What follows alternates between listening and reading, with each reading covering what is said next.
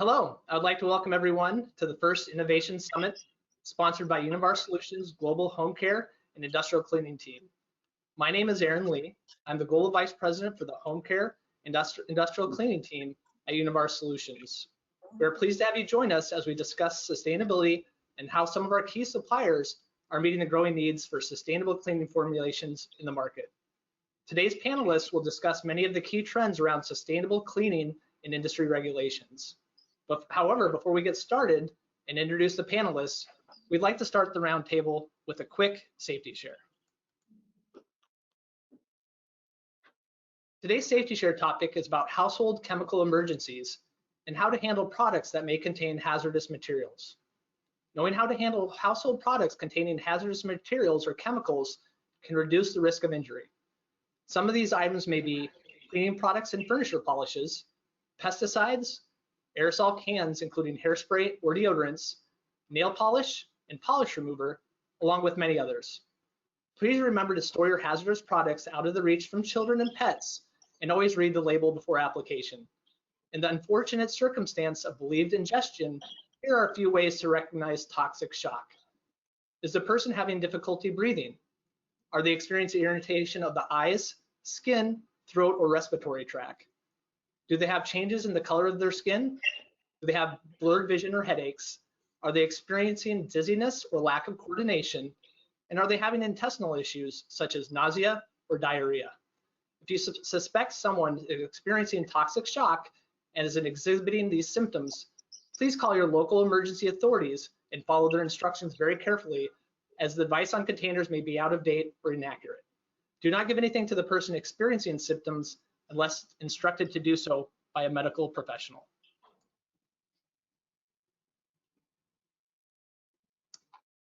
It's Univar Solutions' pleasure to have some key leaders in the cleaning market joining us today as part of the Innovation Roundtable. Our discussion will be led by Brian Sansoni from the American Cleaning Institute. Brian serves as the Senior Vice President at ACI. The American Cleaning Institute is an industry organization that represents producers of household, industrial, and institutional cleaning products, their ingredients, and distribution. Brian has been part of ACI since 2000.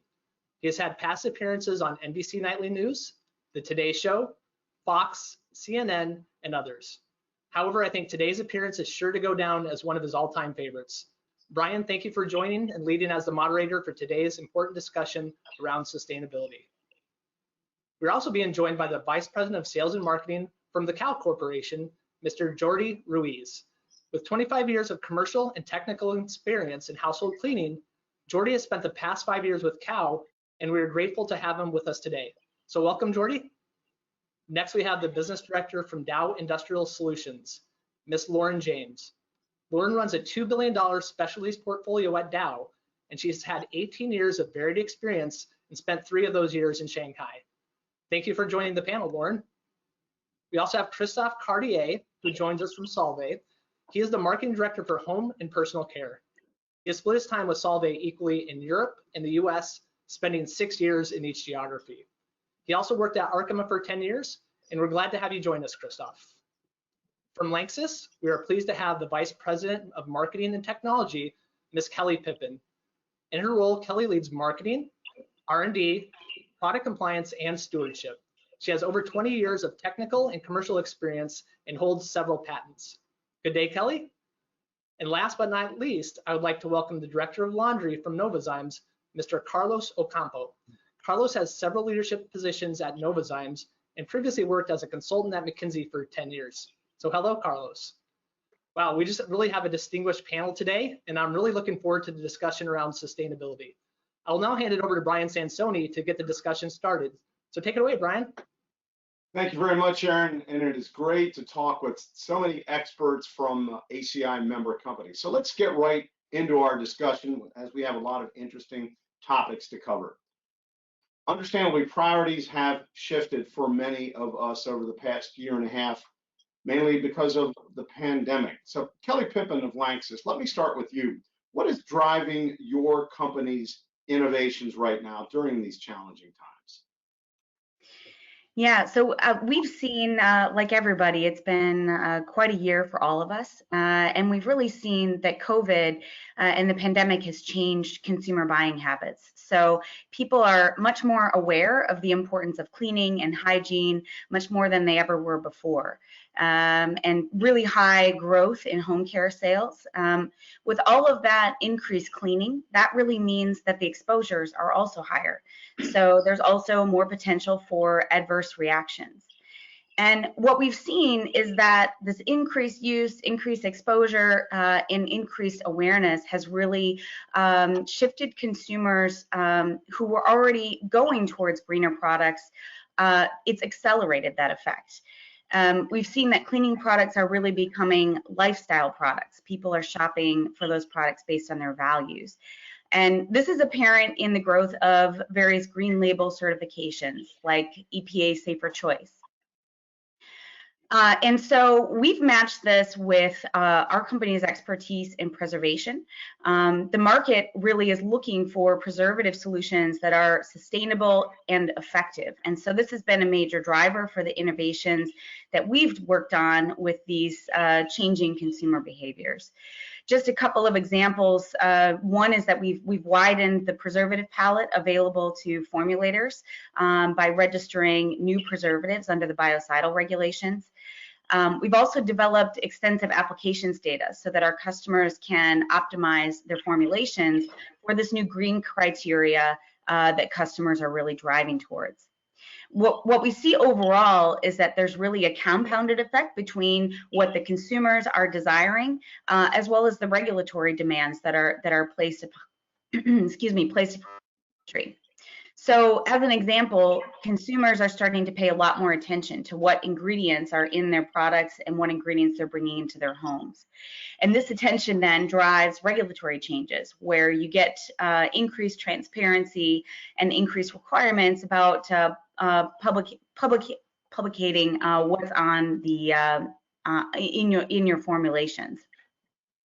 So these effects essentially build on one another and continue to accelerate this consumer desire for greener lifestyle products.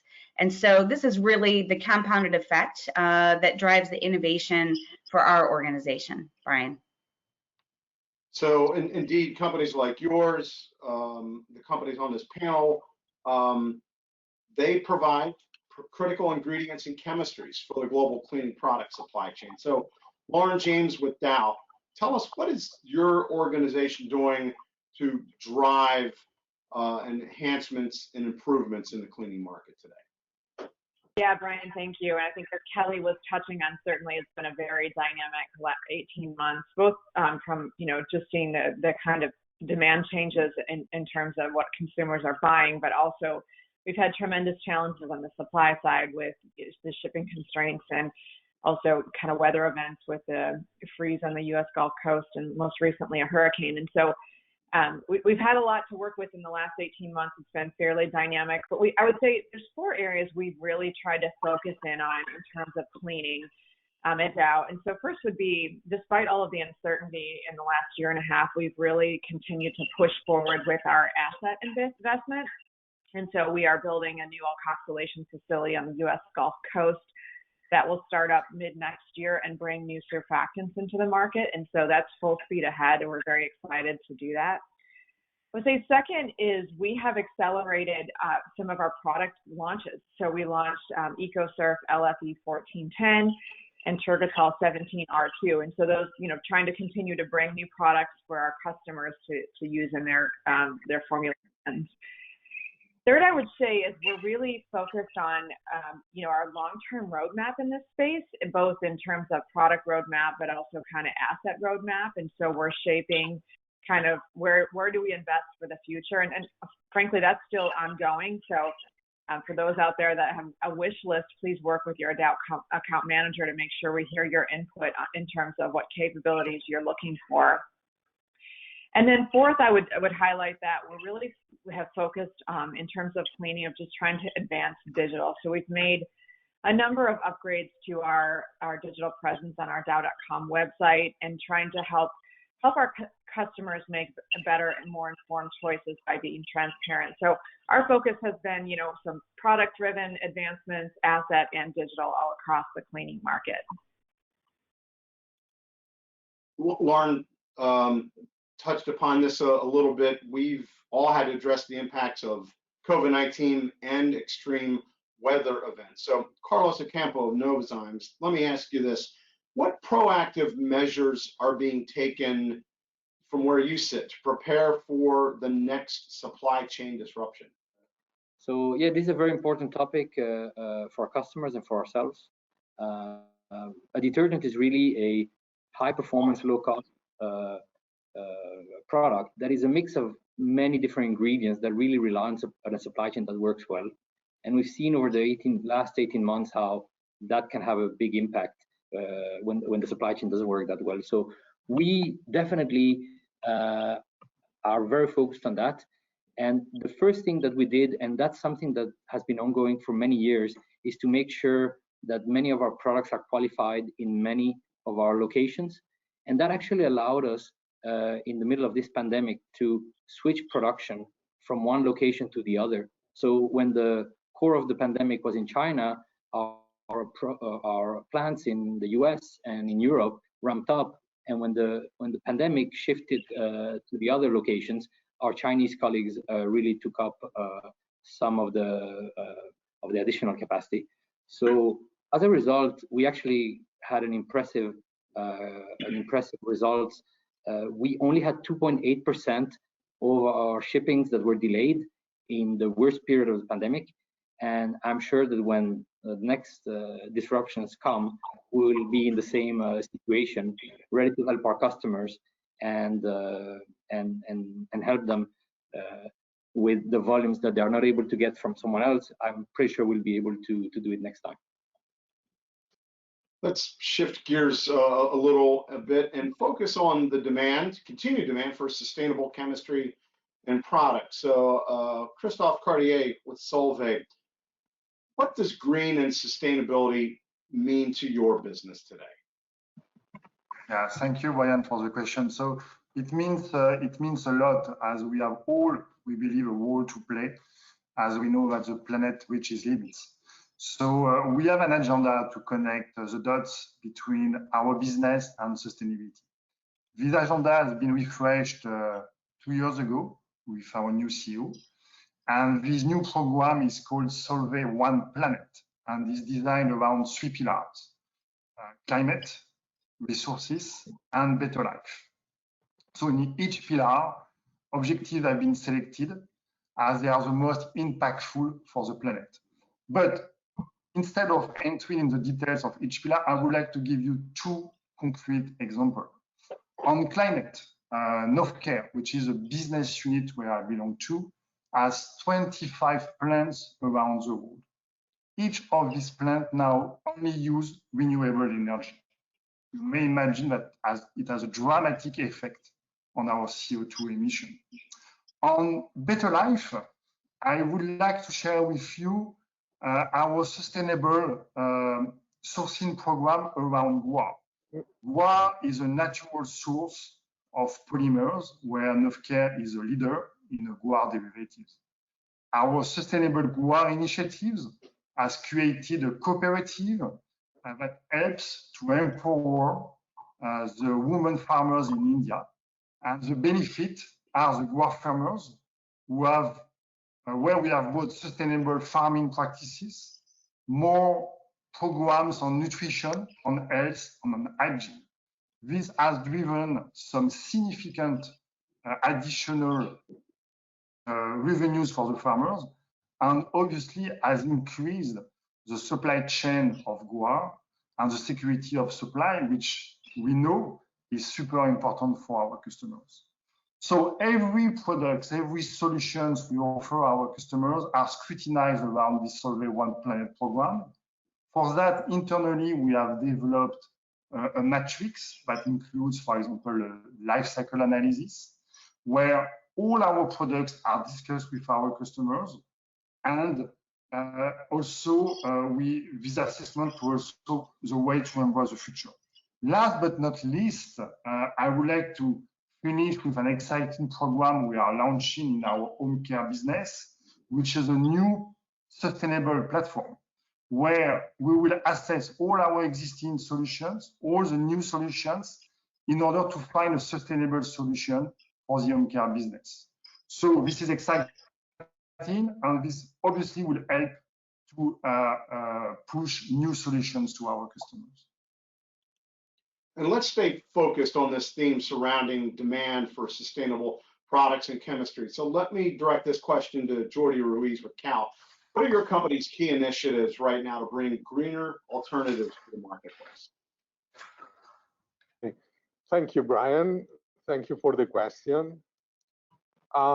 This is an ongoing and not always easy process.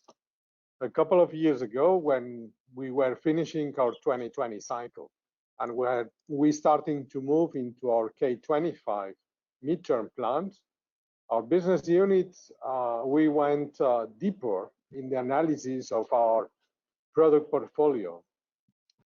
At that time, Cal Corporation was launching our new ESG strategy with Kirei. Kirei is a Japanese word that means beautiful or clean. And not only on the outside, but also on the inside. For us at Cal, Kirei is the value that we want to bring to everybody's life with our brands, products, and services. Beginning of this year, our new president and CEO, Hasebe-san, made very clear that sustainability is the only path. This is including Kirei, providing care and enrichment for the life of all people on the planet. With this important background, we have started to move touching more specific and tangible things. So during our deep portfolio analysis, we have taken in consideration customer needs, demands, and despite it's difficult and not easy, we are planning also to go beyond customer expectations on this specific subject. So basically, based on product feedstock, product design, and production technology behind, we have started an internal assessment on our product portfolio, and based on a sort of greenness degree or naturality index. In one extreme, we can consider the all petrochemical derivatives that needs to be fully renewed very shortly, while in the other side, we can find the new biosurfactants that are based on natural and renewable resources and are obtained through biochemical reactions and also includes superior performance. We can talk about glycolipids, rampanolipids, sulforolipids, and families like these ones. So clearly, our latest developments and launches are working to support new green materials and are adapted to the new consumer demands, accelerating the new developments based also on the customer's needs and how critical the new surfactants could be for them. So exciting news is that early next year, we are launching 2 new materials already on industrial trials to support what we are talking right now. And for sure, to reach this point, we are working through internal research or corporate research resources, but also with external projects and partnerships. I hope this can make sense for our customers. Great insights, definitely appreciate that. So Kelly Pippin with Lanxess, what about your company's focus on greener alternatives coming to the market? Yeah, so it's important to understand and for our company to understand the real world market needs for sustainability. And I think Jordi and Christophe both gave already a nice window into the various elements that are important in sustainability. So as an example, biodegradability, ethical sourcing, carbon footprint, and water footprint. These are all considerations in sustainability. And what Lanxess does is work closely with our customers to form innovation partnerships where we focus on their brand alignment to these various elements of sustainability. Our current focus at Lanxess is green preservation, as well as multifunctionals. Preservation itself is actually very important for sustainability, although it often isn't recognized as such. But really, effectively preserved products have much longer shelf lives and really help to reduce both waste and energy use. But beyond that, our focus is on maintaining this important aspect of preservation, but also in providing new and green preservative options, which are non-allergenic, readily biodegradable, as well as nature identical. So as an example, we invested in new biocidal registrations for sodium benzoate under EPA FIFRA. So that enables the marketplace to use this product as a new preservative and a more sustainable option. We're also looking at alternative raw material sources for our products, which don't rely on carbon sources from fossil fuels. And I think there's a lot more to come in this area of innovation. But really also what we see is that innovation is not just about using new ingredients or about alternative raw materials. It's also about how you formulate with these chemistries in new ways. And so for an example, we've researched and also helped our customers with implementing greener surfactants in their formulations, which then when combined with our Caliguard sodium benzoate creates a more robust and biodegradable formula overall. Another example is developing multifunctionals such as 3PP, which are nature identical, highly biodegradable, and can boost preservation power while enhancing the cleaning and also lowering the energy use in manufacturing. Overall, we see greener alternatives as really exciting area for us, and we tend to get sort of geeked out when we talk about formulating home care products and helping our customers to implement these next generation of home care products. So indeed, cleaning products and chemistries have become more vital than ever, and that was certainly proven during the pandemic. So I want to ask about how companies are investing in the future of cleaning. So Lauren James with Dow, what can you share with us on that topic?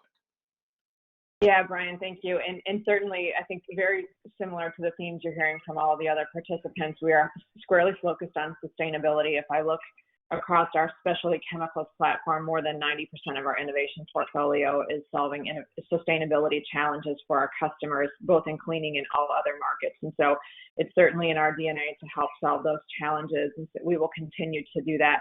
But some of the other things we're doing beyond just our innovation portfolio is really trying to help drive some transparency and help our customers really drive their formulations. And so we've kind of consistently try to survey our customers about what their interest is and what they want.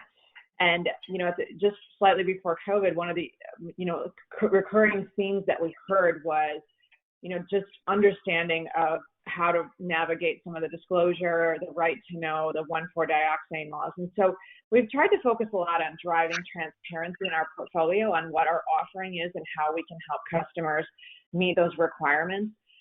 We have published kind of very clear 1,4-dioxane guidelines on our website, so customers know exactly what the specifications of our products and how they can work it into their formulas. We also have been kind of refreshing our base formulations with zero VOC formulas to help customers that are really focused around VOC and help them formulate. Thirdly, I would say we've, was mentioned earlier, kind of clean ingredients. We've published very clearly which of our products meet that specification. And then I would say, lastly, is we're really trying to focus also in the transparency domain on life cycle assessment. So this is the LCA process, which is an independent third party that's validating, those sustainability claims. So we went ahead and did a life cycle assessment against our EcoSurf EH product against an NP9, which really did validate, strong sustainable benefits. And so certainly we will always continue to innovate here. That's in our DNA, but also we're trying to help drive transparency and enable our customers to really formulate to solve these kind of sustainability and regulatory needs.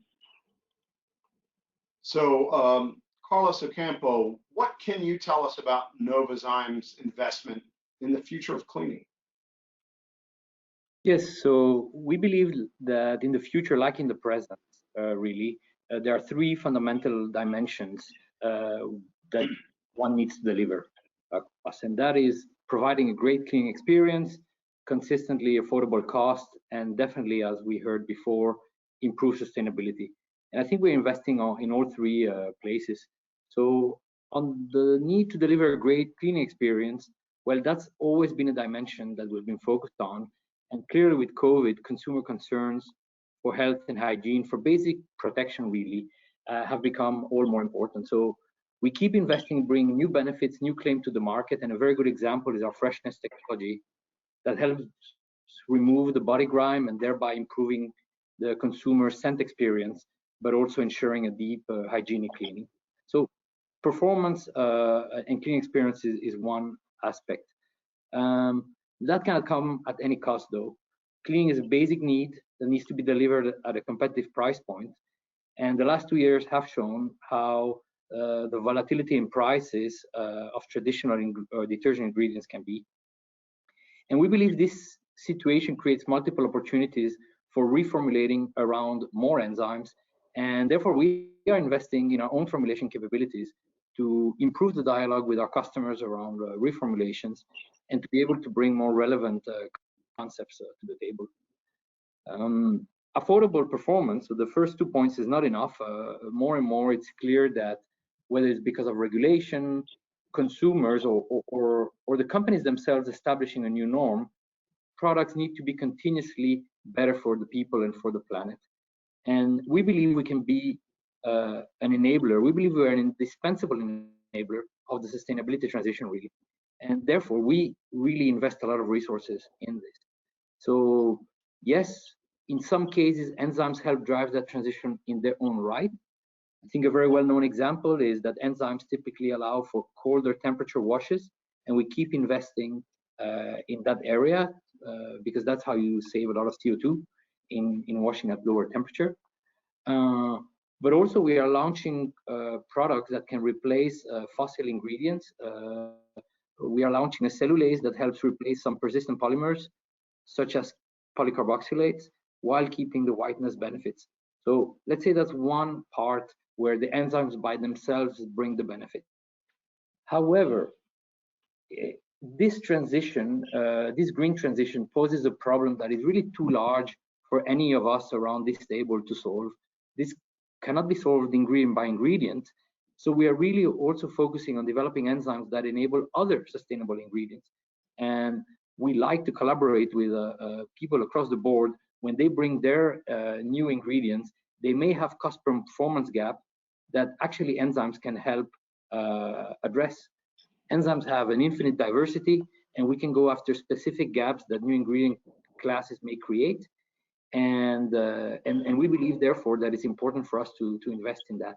Not only looking at the enzymes as an ingredient in itself, but in combination with other ingredients. So it's an invitation for everyone to collaborate, and definitely also to collaborate with our customers to make sure that we can reimagine the products of tomorrow. Many of your companies have to deal with a wide range of certifications around the globe. So, Jordi Ruiz, how does Cal address those challenges today? Okay, thanks, Brian. This is very relevant for us when managing global certifications. We are a company that combines different divisions like consumer goods and also the chemical business where I'm belonging.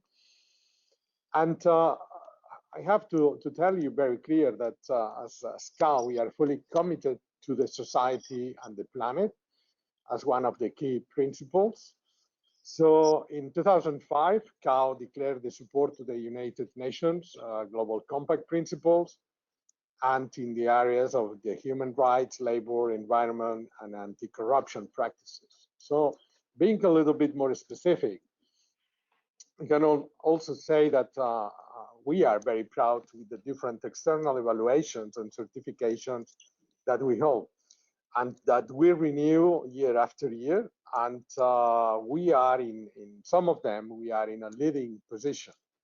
So for example, since it was created in 2007 by US Ethisphere, we are in the list of the most ethical companies in the world, recognizing outstanding performance on the areas of transparency and sincerity and compliance.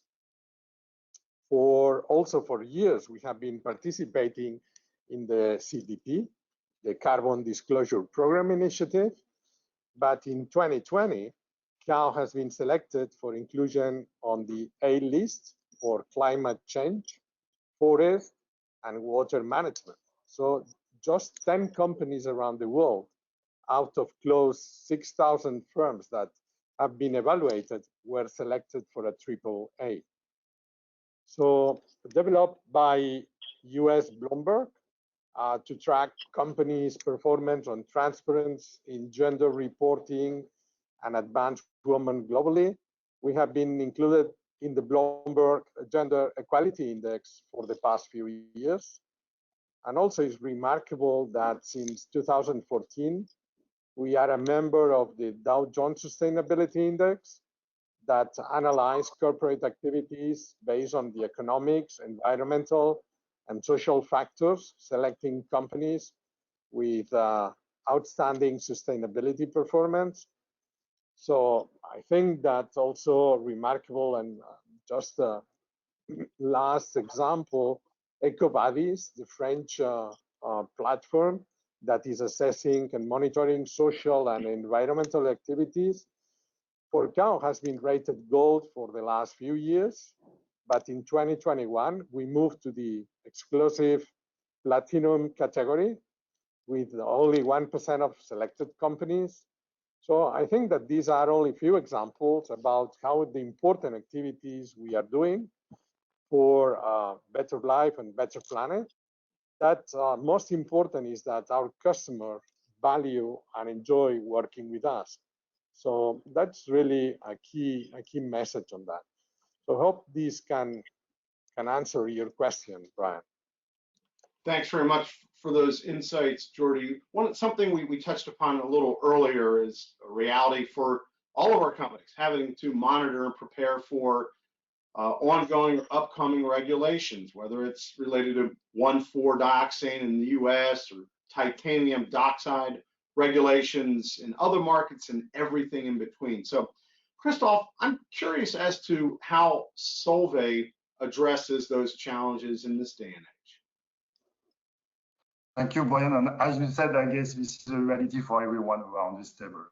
So we have different channels where we can monitor our regulations. Obviously, internally, our product stewardship, our government affairs are in constant touch with various authorities to understand the new regulations.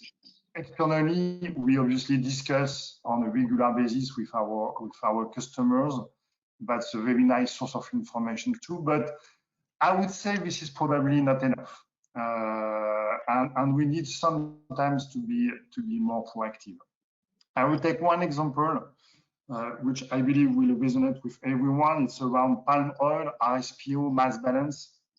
We have decided in 2020 to join an association called ASD, Action for Sustainable Derivatives, which is a coalition between some of our customers, some of our competitors, and then join our forces to improve traceability on palm oil, better monitor future governance, and so indirectly impact the farmers on the ground. So I think this is a very interesting example. Back to your example, Brian, on the 1.4 dioxane. We have been working on this subject for the last years. As you know, this new regulation will become true at the end of 2022. So we have in the last year assessed all our products, discussed with our customers also to understand their key targets, and investigated on different ways to be in this new reglementation. So we have taken the decision, supported by our management, to invest, for example, in a new stripper in our plant close to Chicago, who makes sulfate. And in order to be ready in the next weeks and to be inside this new réglementation. This will give some time and will allow us, our customers, to be fully ready at the end of next year. Thanks, Christophe, for sharing those insights. Again, challenges all of the companies around the table have to face. So I'm going to turn the microphone over now to Aaron Lee with Univar, who has some additional insights to share and questions to ask. Aaron? Yeah, thanks, Brian. So I've been monitoring some of the questions that have come in from the audience. And the first one that I'd like to address is, can you speak to your company's efforts around minimizing energy waste? And if you don't mind, I'll maybe take this one first, but this is important to Univar Solutions. You know, we're committed to reducing our energy consumption and reducing our non-hazardous waste. And actually we have targets for 2021. We're looking to reduce our energy use and emissions by 15% from our 2016 baseline, and looking to reduce our non-hazardous waste by the same amount. So at Univar Solutions, at chemical distribution, we're really committed to sustainability and actually minimizing waste and energy consumption. So I know some other panelists would like to maybe answer some of these questions, and I see that Christophe's raising his hand from Solvay. So Christophe, you want to take this one? Yes, sure, with pleasure. So I mentioned earlier that Novecare business unit has switched to renewable energy. This has a concrete result by reducing our greenhouse by 8% in the last 3 years. But we have also targets for the next years, which is to reduce by 26% our greenhouse gas emissions. And this will be aligned with the 2 degrees temperature increase from the Paris Agreement, which was signed in 2015. So this is very simple targets we have and that we will implement in the next years. Thanks, Christophe. I see that Jordi has raised his hand digitally as well. So any thoughts from Cal on this one, Jordi? Yeah, well, just what I can say is that clearly Cal is also looking on very deeply on this situation, and has fully committed that we want to be zero CO2, zero emissions by 2040 and become carbon negative by 2050. And related what Christophe was mentioning, we want to upgrade the 2C target certification that it was awarded before to Cal in 2019, if I'm not wrong, and we want to move to the 1.5C.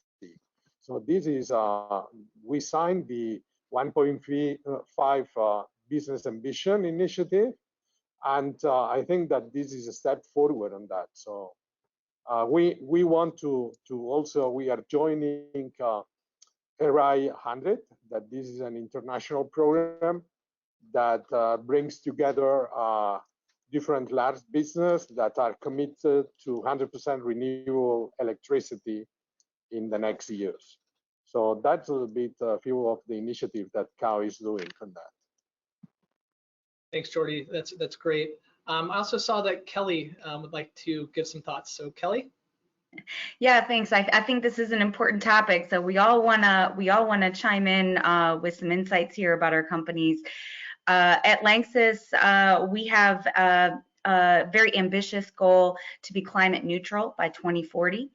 And we have really in that spelled out 7 key areas for our sustainability progress, of which energy efficiency and energy usage is one of the very key components. And so specifically, we have a goal to increase energy efficiency by 40% when we compare versus 2015 as the base year. And when we look at our most recent figures, we show that our energy usage is already almost half of what it was in 2015. We also, when we're required to use energy, we shift as much as possible towards green energy. So an example of that is using waste to steam strategy in our Rotterdam facility. We also work to think about how we can use chemistry to minimize energy use throughout a product's lifespan. That's not only goes into our products, but also those of our customers. So it's certainly an important area for, I think, probably all of our companies on the phone here. Great, thanks, Kelly. I didn't see anybody else raise their hand, but anybody else would like to take this question? Okay, so we have another one that came in. It says, where do you see the marketplace demand relative to label claims? And if you don't mind, I'll maybe take this one first. When I think about consumers, and really with the pandemic, I think the first concern of consumers were the efficacy of a product, and does it clean, does it actually disinfect? I think consumers still want green, but they also want to make sure that it works and does what it says it does, and is also at the right price point. And this question also got me thinking about some work that the American Cleaning Institute has done. Brian, a couple of years ago, we did some research with the future leaders, and I was fortunate to be a part of that. And some key feedback from the research around consumers and label claims was about 34% of consumers actually will read the labels and want to be informed. So it's important for consumers. Ingredient information is actually perceived as goodwill and transparency from the brands. And actually consumers appreciate the primary ingredient function on labels, and it really helps them understand the formulations and creates trust with the product. So I think this is a good question, and there are some marketplace demands around label claims. So that's just some input I have from Univar Solutions. I see that Jordy, you've raised your hand. Would you like to take this question as well? Well, yeah, I can say that what we have observed is that more and more customers and users are asking for additional claims, for additional needs.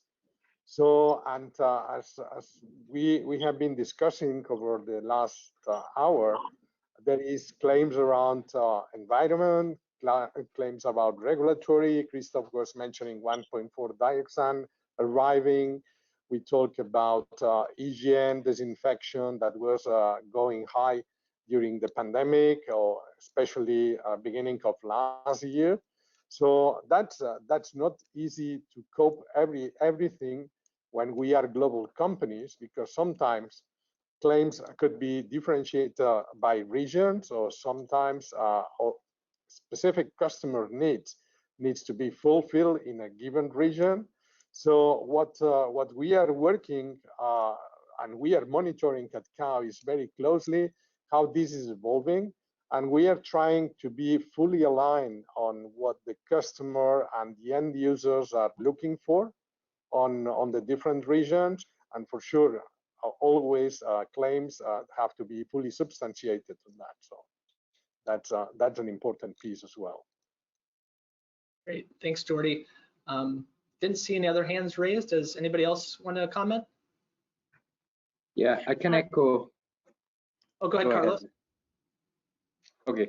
No, I can echo what I've heard until now. Definitely over the past 2 years, and from times before, we could see the claims around hygiene and the claims around green really picking up. So I think these two aspects are important. Kelly, did you? Yeah. No, totally agree with all of the statements and with what Carlos just said. And we also see these increasing claims as consumers go this direction. But we see a little bit of distinction between positive statements like, something that is biodegradable or safer choice, and negative statements that come from, free from label claims.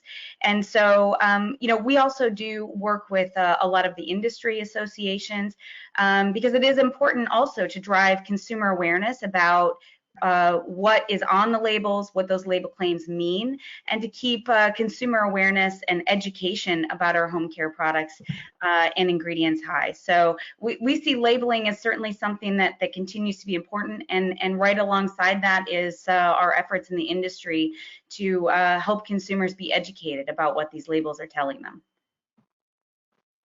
Great, thanks, Kelly.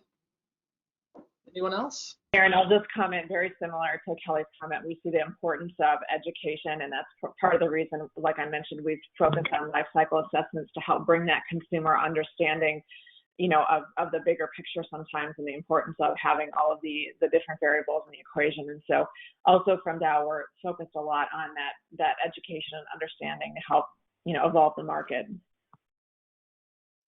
Great, thanks, Lauren. Anyone else? All right, well, I think we have time for maybe one last question here.